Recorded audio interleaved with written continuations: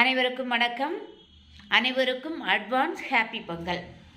பொங்கல் நம்ம இனி கொண்டாட போகிறோம்.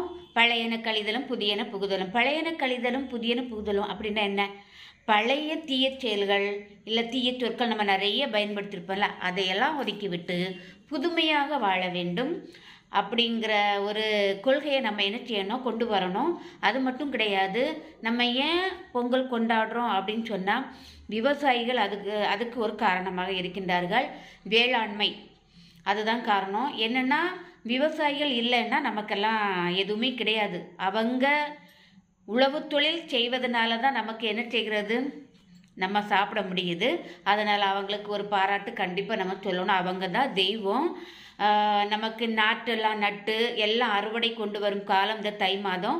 அதாவது தை மாதத்திற்கு முன்னாடி அறுவடை செய்து அதில் வரக்கூடிய அந்த புத்தரிசியை என்ன பண்ணுவாங்கன்னா, முதல் முறையாக தை 1 அன்னைக்கு என்ன செய்வாங்க, பொங்குவாங்க. அதை தான் நம்ம என்ன செய்கிறோம், பொங்கல் கொண்டாட போகிறோம்.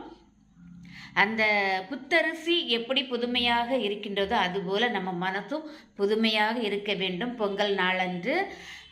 அது மட்டும் கிடையாது, நம்ம வீட்டில் எல்லோரும் நல்ல அன்று ரொம்ப மகிழ்ச்சியாக இருப்போம்.